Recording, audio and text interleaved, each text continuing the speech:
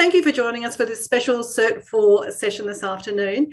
We've got members from our pilot group, our very first cohort, and our support team. And also a welcome guest with Kath, who's about to go, one of her team are going on a future cohort. So welcome to you all to this session on enhancing learner engagement with Geoff Ripp. So just a little bit of background. Geoff is the founder and principal of the Learning Experience Designer. He's the principal and Learning Experience Designer for Training That Works.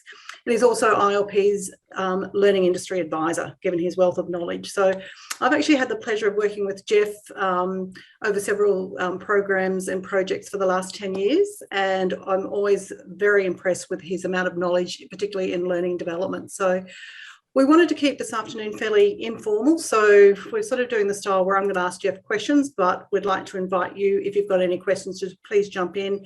If you can't do that using the voice, just put it into the chat box and I'll keep an eye on that as well. So just a bit of housekeeping, if you can please stay on mute unless you're asking questions, and I'd recommend that you reset your view to speaker mode. All right. So first question, Geoff.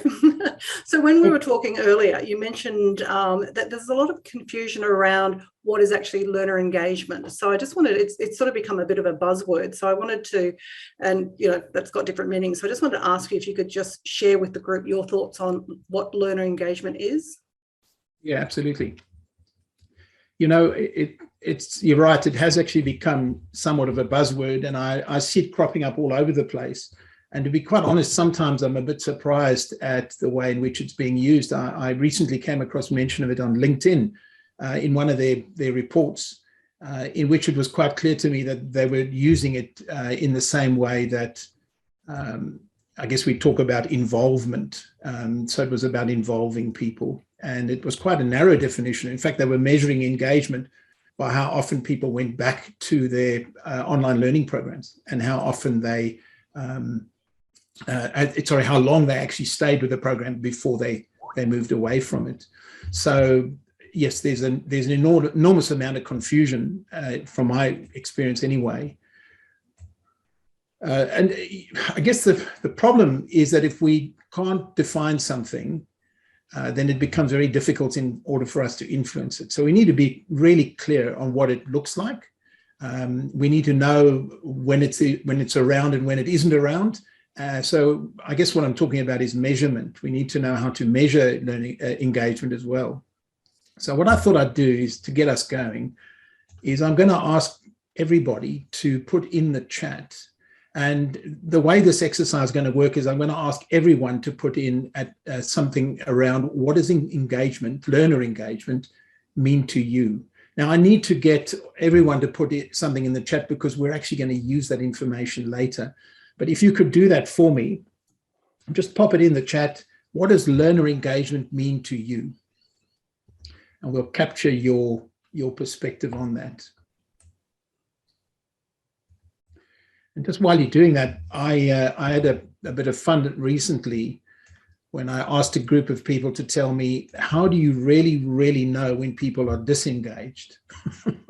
I said, you know, don't hold back. And that was really interesting to see what came out from the group. What does disengagement really look like? I had a friend that was, sort of sounds like I've got a friend. I had a friend that was running a cashier training program, and somebody's head hit the desk, they fell asleep. So I think that was pretty disengaged. They'd have a pretty heavy night out before. Yeah. Okay. So I'll just give everyone a chance to pop something in there.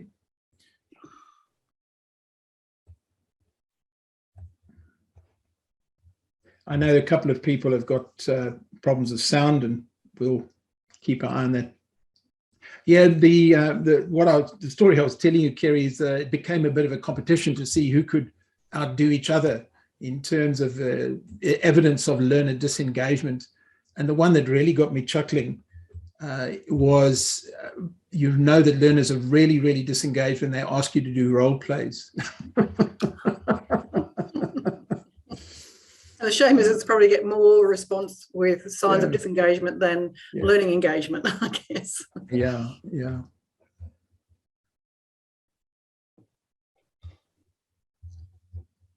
Okay, still getting a few more responses coming through. Yeah,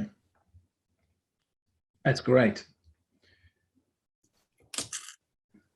All right, so you can keep adding if anybody's still thinking about it. But Geoff, you recently won a LearnX Gold Award, so for your Ready, Set, Go show model. So congratulations on that. Thank you, Kerry. So when you're actually developing the Ready, Set, Go show model, how did that shape your perspective on engagement? You know what? I think the easiest way for me to answer that is, in fact, to pull up a couple of slides. So I just want everyone to know that I'm going to come back to that in a moment, but I just wanted to capture your ideas before we moved into the rest of the session. So let me just share the screen with you. And this is something that's really close to my own heart, I must admit. Okay, so yeah, Ready, Set, Go Show was the model that I used, but in fact, sitting behind Ready, Set, Go Show is a design philosophy that I've referred to these days as predictable performance design. And the Ready, Set, Go Show model is really just the front end of that design methodology. Here is the basic model of the methodology, and I'll relate it in a moment to learning engagement. But the essentially the way I look at training programs is I regard them as sprints. And I've borrowed a little bit there from agile methodology, so that the idea being that people are going through a learning sprint. In fact, I almost was inclined to call it a performance sprint at one stage, but I thought that was just too broad and a lot of people would mistake what I was talking about. Whether you call it, as I've mentioned there on the slide, whether you call it a pathway or a journey or a campaign or a program, in fact, it would consist of all four stages of what I call Ready, Set, Go, Show. So just very quickly in summary, the ready phase is a priming phase, which is really all about getting the learner primed for what's going to take place in the set phase. Now, what makes the ready phase fairly distinctive is that it's not a pre-work phase. So traditionally, I see a lot of people giving pre-work, but the ready phase actually happens before pre-work starts, and pre-work fits into the set phase. The set phase can be a range of things, and I'll just demonstrate that to you now. For example, the set phase could be a course, it could be e-learning, it could even be micro-learning, and it could be split up between, in a blended fashion, it could be split up between, we could have, face-to-face followed by some sort of self-paced learning, and then back to a Zoom workshop and so on. So you could blend it and split it out. And of course, if you wanted to, you could also use a sort of a flipped classroom model as well. Now, the go phase, and this is where it gets interesting, is what I regard as another phase of learning. So traditionally, we would talk about learning taking place, and then people would transfer that learning. I'm not against the word transfer, but I'm less interested in the concept of transfer as I am in the phase of learning that follows on from that, or should I say, is transfer in action. Now, why is this so important? Because when it comes to learner engagement, we really have to ask ourselves, where do we want learner engagement to happen? And if you take a perspective like this, that you say, okay, a training program consists of 4 phases, like we've got here, and that the go phase, which is where people go back to work to apply their learning, is really another phase of learning, then what you've got immediately is a question about, well, how am I going to engage the learner, not only in the set phase, but how am I going to engage the learner in the go phase as well? And that was one of the key elements that I think really got us the Gold Award for we converted a face-to-face program into a blended program consisting of Ready, Set, Go, Show. And it was this designation of the go phase as a learning phase, which immediately put us, meant we had our learning hats on, or should I say design hats on, looking at how do we help people to go back to work and to learn from the process of putting their learning into action. So that's a really, really important component of that. I came across this quote recently and you can obviously, I'll just read it out for emphasis, that formal learning and skill development serve as springboards in the context of real work. Now, that is particular relevance to me because a lot of learning that takes place in the set phase, be it an e-learning course or micro-learning, is designed to almost give learners a runway. I think you can think of it as a runway to gather enough speed that will somehow launch them back into the workplace and carry them. There's enough momentum there that will carry them through to successful application. Now, the reality is that we know that that often doesn't happen. So what I think McKinsey and Co are really talking about here is not so much that springboard and building up momentum, but also deliberately using the formal learning as a springboard for what's going to happen in the workplace. So, Kerry, to come back to your question, when it comes to learner engagement, I think this is the most fundamental question you have to ask yourself. What type of program are you running? And therefore, what type of learner engagement do you want to get? So maybe if I can just highlight three options. You might say in the set phase, I'm primarily running an informational program. Well, if that's the case, the type of learner engagement you're going to be looking for is maybe slightly different. Maybe you're going to tell a lot of stories. You're going to be very extroverted in your presentation. You know, you're going to want to try and attract people's attention by virtue of the type of presentation that you're giving. And a lot of successful webinars do try and do that. Or you might say to yourself, you know what, I'm going to go for a slightly different approach. I'm going to go with creating enough capacity in the individual and enough potential so that when they get to the end of the course or the end of the e-learning, they're going to feel highly motivated to go back to work. And in fact, I'm going to work on giving them some practical skills, and I'm going to give them a level of confidence that will carry them over into when they go back to the workplace. Now, that's going to call for a different level of engagement on the part of the learner, because now you're talking about skills development and you're talking about developing competence. And then going even further across the model, you might say, no, I'm actually going to do what we're representing here with the Ready, Set, Go, Show model. I'm going to actually acknowledge that they've got another phase of learning that's taking place in the Go phase, and we now need to engage the learners in the Go phase in this learning experience. And now we're going to need to think about how we're actually going to do that, which means that you really have to reach out into the workplace to engage the learners. Now, to help make more sense of that, the model that I used when we submitted this to LearnX clearly made the point that there were two imperatives or two engagement imperatives in the Go phase. And the one engagement is to preserve and strengthen memory. And the other imperative is to promote and support action learning. I've actually been more recently talking about it as experiential learning, but it's fundamentally the same thing. And so I think you can see straight away that there's a question there that you have to ask yourself, and that is, you know, what am I going to do to impact that learning? Now, I've thrown that out for you guys to look at. It's really just something for you to think about. You know, where do the following types of learning happen? If you look at that model, and just moving from the left to the right, we've got learning away from work. So that's right, that's completely out of the workplace. We've got learning at work, but not while you're actually working. So you're in the workplace, but you've divorced yourself from the actual work itself. And then you've got learning from work itself, in the flow of work. In other words, while you're doing whatever it is you're supposed to be doing, and it could be managerial or leadership work. Now, all of those require learner engagement.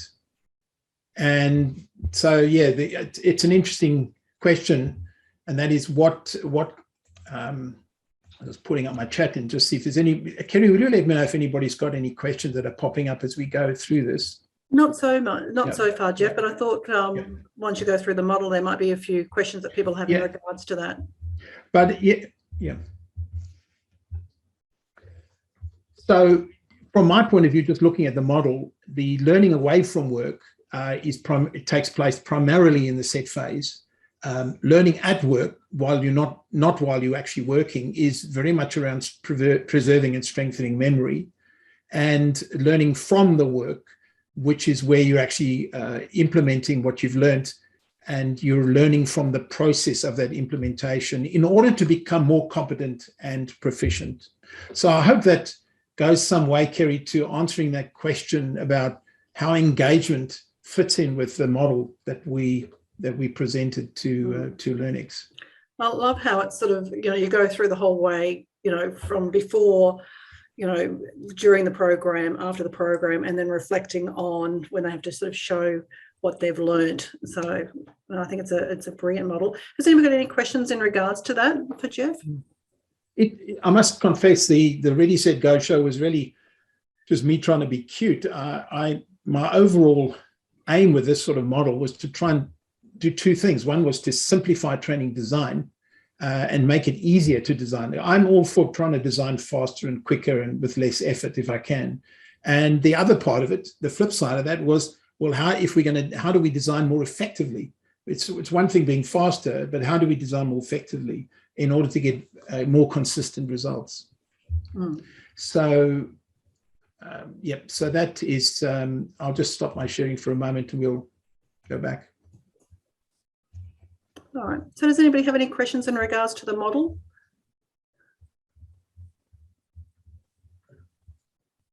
No? One of the things that I think is worth mentioning about the Go phase is that consistently coaching comes up as a valuable intervention. Now, of course, coaching is all about learning. So that for me was another issue, and that is how do we get coaching built into the Go phase when people are back at work? Because I want that learning process to continue. And we ended up looking at both manager coaching and peer coaching. And interestingly enough, the research pointed us towards peer coaching, which as being the most effective solution. And of course, these days, we're finding, well, a couple of things. We're finding that telephone coaching is actually highly effective. And if you apply that to peer coaching, they don't even have to be in the same room. They can be talking over Zoom, for example. And that has proven to be very effective. And of course, the other one, which is emerging a lot now, is chatbots. So using a chatbot as a coaching agent. And all of these things, I think that modern designers can now look to build into their programs. I was recently attending a program myself, and the fellow that runs the program was making the point that we really have to decide what sort of business we're in. Are we in the information business or are we in the transformation business? And that really stuck with me. Which is interesting. We did a masterclass a little while ago with Emma Weber, who has introduced the chatbots for her coaching. And Bill and I were really quite surprised that the level of engagement that she's been able to get. I thought, but she just said no, that people feel more comfortable, and it's really quite realistic. And it was really quite surprising. Well, when I look at how much I chat to my dog or dogs, and as long as they don't answer. They do sometimes. But I think we found that sometimes people are very happy to voice things in that environment that they would be less comfortable to say to another person. Yeah. And I think, Geoff, I've learned a lot with you. And when you first introduced me to that model, it's sort of, really emphasized, and what we're doing all through the Cert 4 is that learning is sort of, it's a process. Whereas before, people used to look at it as a one-off event. People are coming to my program, I'll deliver, they'll go back to their workplace and they'll apply all of the knowledge and skills. Whereas, our role as a facilitator and a designer is to think of that whole complete journey that the learner will go through and how can we engage them all the way through. And particularly that key thing that often gets missed is that ready phase where we're priming the learners, which is one of the key things that will impact the outcome of your learning. Well, one of the key predictors of transfer, now I'm still using the word transfer, but predictors of whether people actually use their learning in the workplace is what they call intention to transfer. And intention to transfer has been proven to be significantly correlated with the ready phase. In other words, how they feel before they come to the training, before they start the training, is correlated with how they feel when they emerge from the training. So, and I know there's probably a lot of people that have had participants turn up and surprisingly have no idea why they're there. So by priming them, you're sort of helping them a lot better. Yeah. All right. So, Geoff, in one of the conversations that we've had, you've mentioned that there are different types of engagement. So, can you give us some idea about what you mean by types of engagement? Yeah, a lot of this comes out of the educational sector, and I see a lot of literature being written about different types of engagement. Now, when I say types of engagement, I'm talking about, it depends on whose work you're reading, but essentially the first three key ones are affective or emotional engagement. The second one is behavioral engagement, and the third one is cognitive engagement. Now, you get a few more. You get collaborative engagement and social engagement coming up, and motivational engagement often gets mentioned. Now, I must admit, when I hear these, I often chuckle to myself, because if we just took the word engagement off, we'd probably be much better off for it. Instead of talking about, we could just be talking about emotions, behaviors, cognition, rather than dressing it all up and making it look a lot more fancy than it is.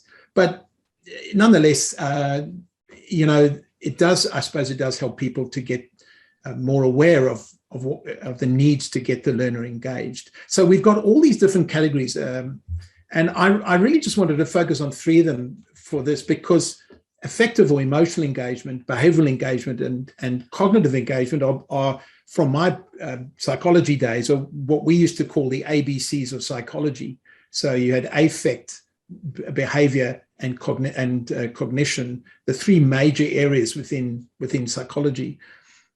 And of course, running through them, affective emotional engagement is really all about the learner's attitudes, happiness, boredom, interests, their mood, all that sort of stuff. Behavioral engagement is one of the more interesting ones, in that we look at behavioral engagement in different, what we call grain sizes. So coarse grain is really further out.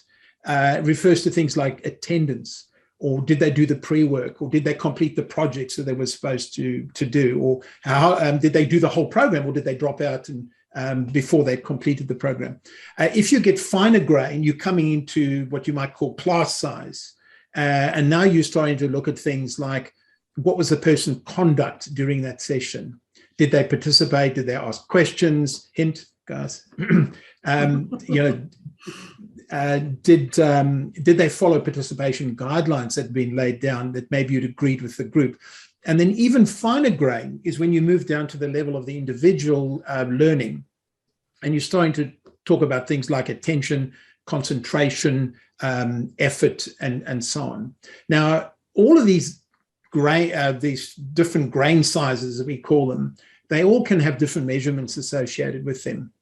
The problem we have with behavioral engagement is it's not actually a really good indicator of learning.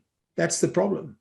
So you can have people behaviorally engaged, doing lots of clicking, for example. You can see them writing a lot of things, highlighting a lot of stuff. There's all sorts of behavioral things they can be doing that are not necessarily indicative that the learning is going to take place, let alone that they're actually going to go and apply that learning. And then the last one, which is the one that I'm the most interested in a way, is the cognitive engagement.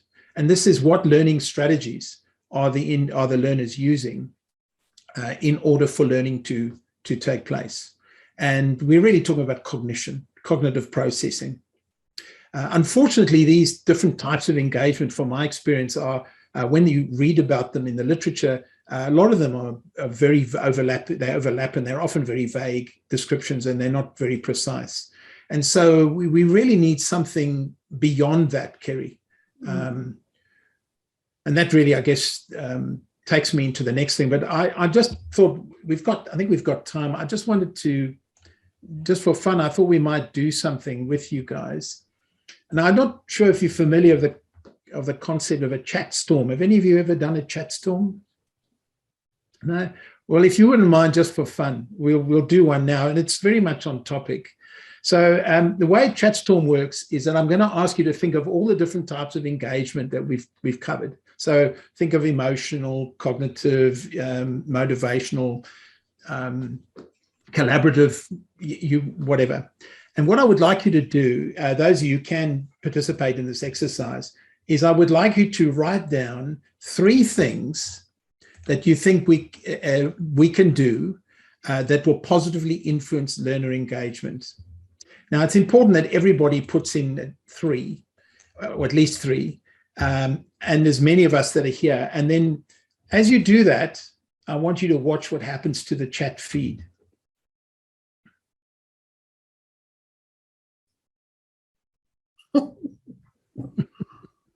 They call this a chat storm. Now it works, obviously, the more people you've got, the more interesting it is, but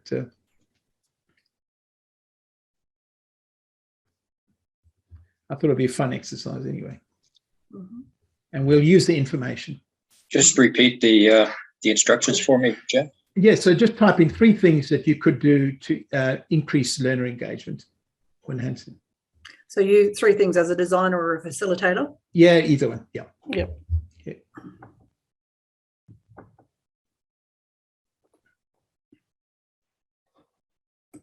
There we go.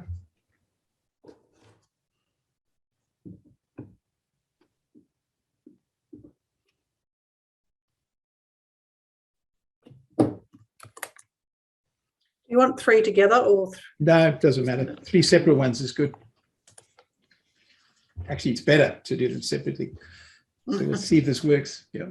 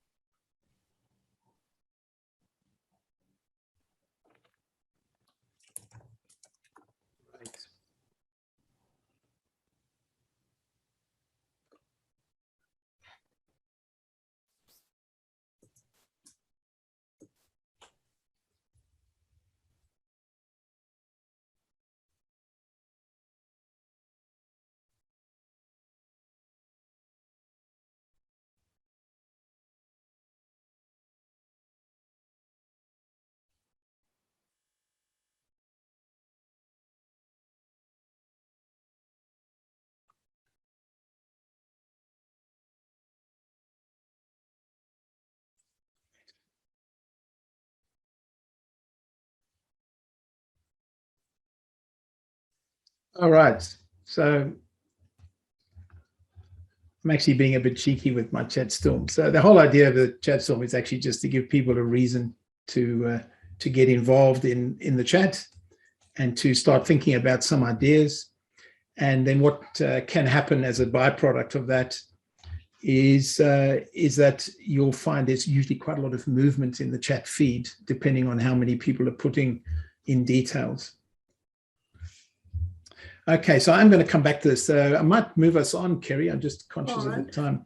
I still want to stick on the types of engagement. So you that you've just shared with us. Is there any one that's more important than the others? Look, I personally tend to favour cognitive engagement, only because if they're not cognitively engaged, then the learning is not going to happen.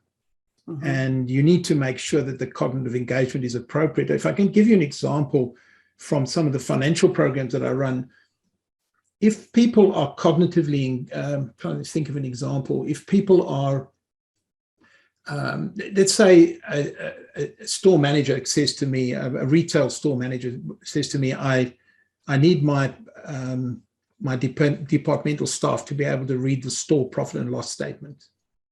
And I take them away for I give them a training session on reading the financial report of a store so that they can interpret what the financial figures are telling them and maybe departmental profitability. I could put them through a whole lot of activities to get them to understand those financial statements. But at some point in time, the cognition that I'm looking for has got to be the cognition that resembles what's taking place in the workplace. So if in the midst, in the training program, if at some point in time I don't put them through an exercise where the cognition is to do exactly what it is they have to do in the workplace, then that learning that I'm looking for is not going to take place. Mm. So we need to make sure they get not only that the cognition takes place, because that's what's going to give us the learning, but you also need to make sure that it's the right cognition. And quite often I see a lot of cognition taking place in programs, but it may be completely off target from what the learning outcomes are supposed to look like. Absolutely. Yeah. Thank you. Okay, so again, I'm just gathering data with you guys, and we will come back to this in a moment. I know Kerry's got a question which I'm going to relate this back to. So, all right, just before we move on, Geoff, there's just been a couple of comments in relation to the types of engagement. Adam's just commented that he thinks that all three engagements are essential for engagement, as we're emotional and rational beings. And then Raj has also added a comment about it comes back to context and content as well. Yeah, and in fact, you're absolutely right, because you can't, I suppose in a way it's like an analogy of a three-legged stool, isn't it? Where if one of the legs is missing, you've got a problem. Because if people are not motivated, or if they're anti the program in some way or another, there could be a whole lot of, you've got to have the motivation, and you've got to have the cognition. Absolutely. And in addition to types, you've also mentioned the concept of levels of engagement. So what exactly are you talking about when you say levels of engagement? Okay, so really what I've covered is in the Ready, Set, Go Show model, we had stages. So that positions engagement in the broader program.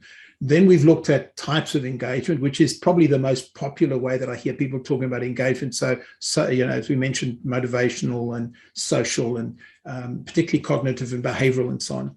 But the problem with a lot of those is they're not always that practical, and they can actually make life quite difficult, I've found, for designers. How do I integrate all of this into my design? Now, I know our more skilled designers here will have ways of handling that in a way that makes a lot of sense to them. So they'll know, this is what I'm going to do for cognitive engagement, this is what I'm going to do for, say, emotional engagement and so on. But the real issue is, how do we make sure that the level of engagement, and I'm talking specifically here, cognitive engagement, how do we ensure that the level of cognitive engagement is such that we're actually getting the learning that we're looking for? And that is where I actually have drawn on the work of a lady by the name of Micheline. I call it Micheline Chi. She calls herself Mickey, so I think it is Micheline is her full name. And she's the director of the Learning and Cognition Laboratory at Arizona State University. And she's developed a theory. It's actually less of a theory. I suppose it's still a theory, but it's now got a lot of research that backs it up. And so it's moving to the point of being, I would regard it as a practical model. And I'm going to just share, we'll do a quick exercise just to demonstrate this.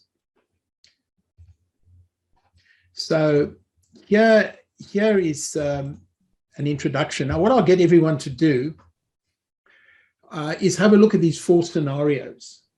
And what I'd like you to do is to read each scenario and then decide in terms of their depth of learning. So we're looking at, I've got here according to depth and retention of learning.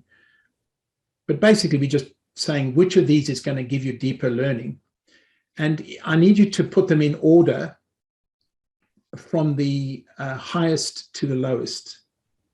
So choose the numbers, the letters in the boxes, and put them in order from the highest, the greatest depth of learning to the least depth of learning.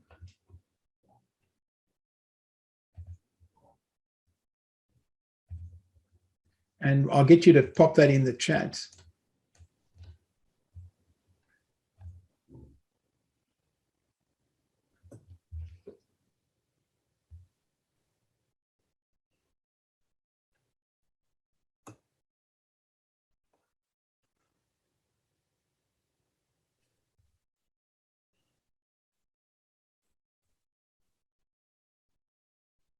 It's a good exercise.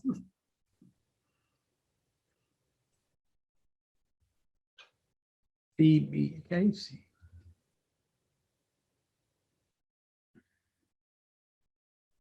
Okay. Not a difficult exercise for our audience here today. Not a difficult exercise at all. Yep. Okay. C, D, B, and A. Absolutely. So this exercise that you've just done is really a very simple way of demonstrating the theory that Mickey she came up with, and she calls it the ICAP framework. Now, I'm trying to keep it. I'm trying to keep the detail because she's got a lot of academic work behind it. So what she's basically said is that there are 4 levels within cognitive engagement. And those 4 levels are what you're having a look at here. And the highest is on the left, and the lowest level of engagement is on the right. Now, I've got to point out to you that these are all levels of engagement. They're not someone who's completely disengaged, someone who's not engaged at all. These are all forms of engagement. And maybe the easiest way is to look at that second row down where it says that passive engagement is passive learning. And according to Mickey, the active learning takes place across all 3 columns on the left-hand side. And if you look at her levels of understanding, you'll see there passive engagement is minimal understanding, and then it works its way up from shallow to deep to deepest understanding. And I'll just go back to the top line. So passive engagement is really receiving information. And if you look at the verbs at the bottom, you will see things like observing, listening, reading, and going through materials. Active engagement, she talks about manipulation. So you can imagine someone clicking through materials, for example, in an e-learning program, or completing activities in an e-learning program that require them to find stuff or choose things, label things. Constructive engagement goes further than that, as you can see there. It's very much around comparing and connecting things, and looking at cause and effect is a big part of it, and being able to come up with predictions and even test those predictions. And co-constructing is the one part of this model of engagement that involves working with someone else. Now, I've got to emphasize that the highest level, interactive engagement, according to this framework, assumes that the individuals that are involved are both have a level of constructive engagement taking place. You can't, and she was talking about pairs. You can't have interactive engagement in a pair if one person is passive and the other one is constructive, for example. They've both got to be at the constructive level to achieve interactive engagement. Now, why is this also important? Because it looks like a lot of fairly academic work. And the reason this is so important is that she now has proof, a number of studies that show that the more you can move the learners from the right to the left, the greater the learning that actually takes place. And it has a whole range of benefits besides learning. It relates to them being able to transfer their learning to similar, different situations. It impacts on motivation. It has a whole lot of benefits associated with the learning process. So what I was going to ask you to do is have a look at those verbs and think about the programs that you're associated with. What sort of programs are you involved with? And which of those verbs do you see coming up quite frequently in your programs? So, and I know we're generalizing here, but just think about that. I mean, for example, are people doing a lot of observing, listening, and reading mainly? And that, of course, doesn't take into account any time that people are distracted and are not paying attention. Or are they mostly involved in what she calls active engagement, which is could involve things like highlighting, for example, highlighting work? Or do your people in the programs, are they mostly involved in comparing, contrasting, questioning, predicting, etc.? And then finally, do you have interactive engagement where all parties are working at a constructive engagement level, but they're doing it together? So that's quite a challenge for a lot of people. And I can tell you that for many people, this is not an easy shift. Moving from shallow processing, which is the 2 columns on the right-hand side, to deep processing for many people is actually quite difficult because it requires a fair degree of design skill. So this is where I get you to go back and have a look at what we put before. So I'm going to ask you to go back and look at some of the answers that have been coming through, and have a look and see, look at your definition of engagement that you put down, look at other people's definition of engagement, have a look at the things that you can do to impact engagement, and give some thought to whether or not what it is that you are doing is in fact moving you, well, helping you to be further up the scale, as in being more on the left-hand side. I'd be interested to know, if I can encourage somebody just to jump in, where do you see yourself in terms of this sort of model? Because I think the terminology can be a bit off-putting, but it really isn't that tricky. And one of the big benefits of this, which I really like about it, is it's actually based on behavior. So when Mickey Chi was putting this together, she said that I can't read what's happening in people's heads. I need to be able to get people engaged, but I need to be able to know that they're engaged. And so what she's done, when you look at those verbs, is she's been able to say, okay, if somebody's observing, listening, reading, and going through materials, and that's all they're doing, then I can be fairly confident that that's just a level of passive engagement, and I'm not going to get a high degree of learning taking place. Whereas if I can get people to ask questions, if I can get them to compare, if I give them exercises, activities that get them to make decisions, study scenarios, and predict behavior from those scenarios, those sorts of then I know that I've got a much deeper level of processing. So, yeah, are there any examples maybe that someone could share with us that where you feel that you're further up the scale in terms of what you're actually doing with your learners? To me, it's very much a design issue. But Kerry, I think you'd agree that. Sorry, Kath, you put your hand up. Sorry, it's difficult. No, it's okay. I was going to say we're very lucky because I write training for Dulux on the Dulux group range of products. So we're product training.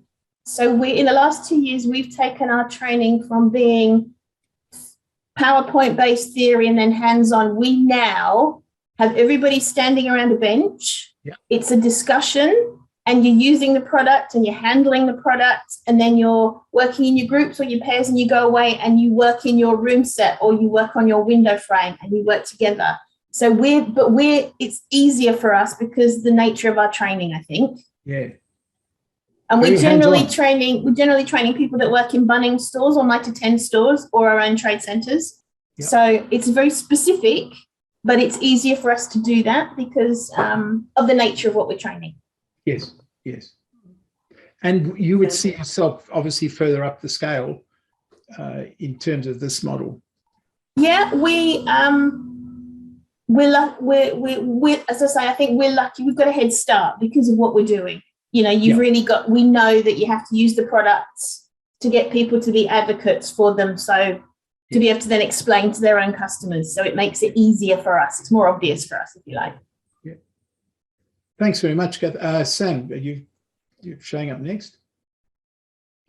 I'm not sure if I beat Nancy to the punch, but okay. I can advocate for Kath's training. I've actually been to them, so that's always fun. Okay.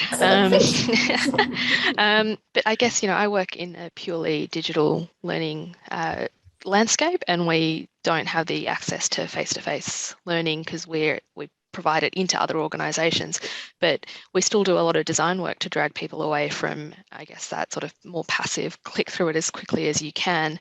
And we have to use a lot of storytelling, we find really works to slow people down and get people to respond to realistic scenarios with how they would respond and what they would do next, and then sort of showing them, we're not giving them the whole story. We're not giving them a story that is very specific to a small subset of people, but what we do is allow people to input their own views and, I guess, choose your own journey or choose your own path, and that gives people a lot of, I guess, that sense that they are part of co-constructing their learning experience. But it's purely digital and it's all crafted. There's no live person there monitoring or managing that SCORM file. Yeah. But it sounds to me through your design, you're helping them to be more actively engaged. Yeah, people can click through things really quickly if you let them, and you can do mean things like lock it down. But what you really want is to give people the option to put in their own, or to choose their own journey. And that is the co-constructing in a digital learning environment.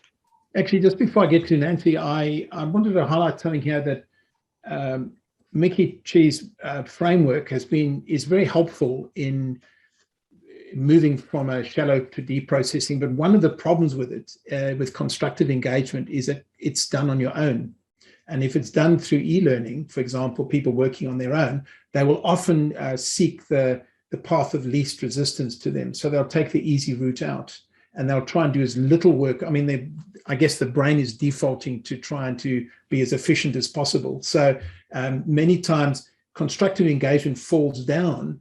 And if you can get people to work, and that's where I'm finding cohort learning is very effective, because it brings in a level of motivation that helps people to, I guess, remain attentive. I don't know if that's obviously outside of what you guys are doing. It's all good and well if you have access to that. But if you're limited to that SCORM file, how do you do it is a really interesting challenge. Absolutely. And we find that it's around giving people choices that are really real, not just I'd kick in the shoebox and go home. It's I would this is the nuance of what I would do in that situation, and that works really well. Yeah, thanks very much. Thanks, Nancy. I'm going to speak on what one of my current clients is doing. They're in Queensland. They work in the health space. They're out in Cairns. And they've integrated a leadership management program, and it's actually very much in the constructive and interactive levels of engagement, because outside of that hybrid approach to attending, they've also got online support. They've also got a deep mentoring program, and those mentoring coaching contracts are very much all about agree upon, work together, answer with partner, debate, discuss, exchange, participate, explain and generate, and then justify with your work partner where you're going, because they then also get buddied up.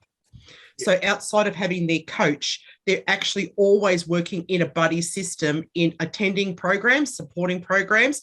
And that's actually then had a waterfall effect where the process has been so effective with the level of engagement, participation, and transference in workplace context. They've actually then upscaled it into a continuous improvement across the entire 7,000 plus workforce. Wow, that's fantastic. So it does work. They clearly didn't have the ICAP framework labels. But this is where, the owner of the program, by means of its design, has a very strong instructional systems design background, formerly military, by the way, but, it works because he's able to transfer different industries and channels and get the results with buy-in from ground force all the way up to sky high. Fabulous. Yeah, I mean, this is really just the background material that I find certainly has helped me, but in practice, I wouldn't normally be using these words. Certainly with my clients, I wouldn't. The client only wants to see the duck the duck or swan gliding across the water. They don't want to see the duck pedaling. That's right. Yeah. And I apologize for not being on screen, but I just got a bit of a shaky internet, so I just thought I'd stay off screen. Thanks, Nancy. Thanks, Nancy. Yeah, There's a couple of comments in the chat box. Emily was saying in her industry, passive engagement is culturally embedded, and it makes it very difficult to encourage people to engage beyond passively because they simply do not feel comfortable regardless of the amount of planning. So it sort of goes not, for the designer or the facilitator as well. And then...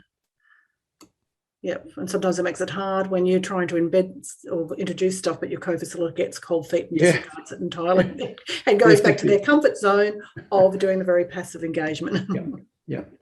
Just a comment that Kerry, you and I chatted about this. If you look at the passive engagement column, it actually answers a question that sometimes comes up around learning styles. So if you look at passive engagement, observing, listening, reading, that would relate to, what people traditionally would have called visual and auditory.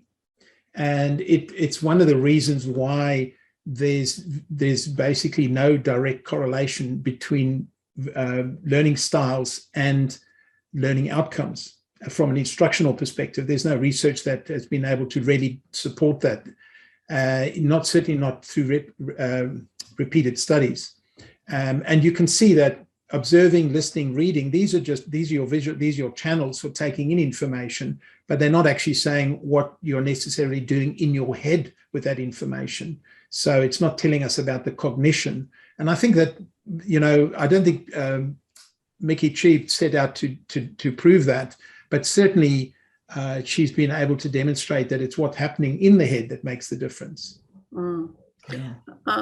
So Geoff, I just wanted to just quickly, because I know you're a strong believer that engagement is purposeful. Yeah. Can you elaborate on that for us? Yes, Kerry, I might just touch on one point that I brought with me and related to this. So I've found from my own designs and my own research that every bit of engagement needs to be carefully linked to the outcomes that you want to achieve. So I'm not a believer in activity for the sake of activity. There should be a purpose behind every bit of engagement. And ideally, that engagement should help you to move towards those learning and preferably, in my case, the performance objectives. And I've found that there are 3 types of practice that have helped me enormously to get better control over the learning and performance outcomes. And I've just identified them here. In the set phase, I've found that realistic practice, which is really just another word for engagement, really. If you're getting people doing practice, realistic practice, then they're engaged. And realistic practice is absolutely essential from my experience in the set phase, because if it's not realistic, they're not going to see the value in it, and they're not going to be inclined to want to go and apply it. And then when people go back to work, you end up with 2 other types of practice. Again, it's a form of learning engagement. Retrieval practice, which is designed to help them to remember and, in fact, to strengthen memory. And, of course, real world practice, where they're actually trying stuff out and learning from the process of trying it out. I often use the example, when I was initially trained many years ago in interviewing skills, I did a course on behavioral interviewing. And it was a week-long course. And we did role plays and we did all sorts of things around how to conduct behavioral interviews. And we taught the STAR. I think most people know that the STAR method. So what's it? Situation, task, action, result, when we were formulating our questions. And I then went back to work. Now, I'd never interviewed anybody in my life before. I was a young HR person who just got involved for the first time. I'd never formally really interviewed anybody before. This was a new job I was being put into. And I want to tell you, I was so nervous and so lacking in confidence, even though I thought I had it. But when I started to interview people, I quickly realized how little I knew, even though I'd been through this week-long training program. And it took me weeks and weeks of what I call real-world practice in order to get to the point where I was actually competent. And I would imagine, I can't remember now, but I guess it must have taken me 20 or so interviews at least before I reached a level of confidence in my own ability that said, okay, now you're on top of this stuff. You now know exactly how to handle it, and maybe a lot more than that. So we can't, I guess the point I'm trying to make is that when it comes to learner engagement, we can't underestimate the importance of these 3 types of practice, which of course are all, as you point you made there, Kerry, they're all purposeful. They're all designed to move us closer towards the performance outcomes that we're looking for. Absolutely. Very important. We've almost out of time, so I just wanted to flick it to the group. If anybody had any questions in regards to engagement or anything that Geoff's covered this afternoon that you want him to elaborate a little bit more on. So we got their hands up. I need to change back to my gallery mode. Yes, I have. Actually, Geoff, one thing we didn't touch on, and I know you and I've had several discussions about it, but it's about learning styles and engagement. No, I actually did. I was very brief in mentioning that with regard to the Mickey Cheese model. So, I hope I'm not stepping on anybody's toes, but I'm not a fan of learning styles. And I've found that I get much better results without actually paying any attention to them at all. Now, that's not to say that people don't have learning preferences. They do. And their learning preferences influence their learning experience. I once had a lady who contacted me before a program and asked me if she could have a seat next to the window, and when she was going through the program. And I asked her why, and she said that she, for years when she was studying at school and university, she always used to sit next to the window, and she'd got used to that. And so she had this learning preference for sitting next to the window. And I suspect that if I'd said no, that wasn't available, it might have affected her outlook on the program. So we gave her a window seat, and fortunately there was a window. She could look out. And she was happy. But there's lots and lots of different preferences that people have, which obviously one needs to take into account.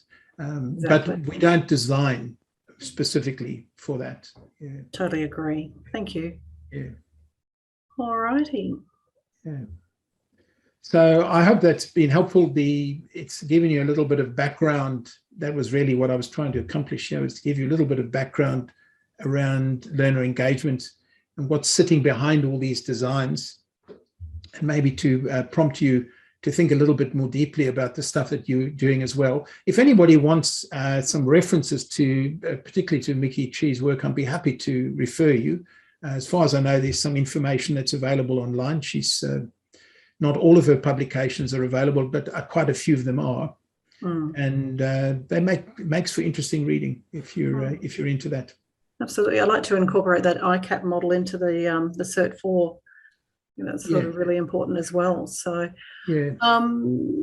If no one's got any more questions, yeah, last chance. All right. I'm going to wrap up and say thanks very much. Can I get everybody to give a thumbs up if you've got a lot out of Geoff's session today? Thank you very much. People clapping. I'm sorry, I'm not on screen. I can mentally picture you doing that, Nancy, but lots of I stuck my thumb up. Yep, found it.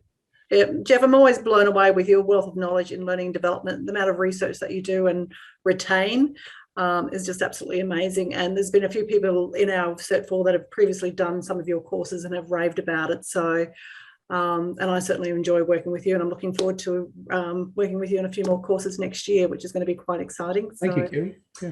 Thank you all. Thank you for joining. Guys. Thanks. I'll catch up with all the cohort people coming up. I think we've got a session this Saturday with our latest cohort, but we'll touch base with everybody else as well. So thank you for joining this afternoon and sharing this experience with Geoff. Thank you, everybody. Thank you. Thank you. Bye. Yes. Bye, everyone.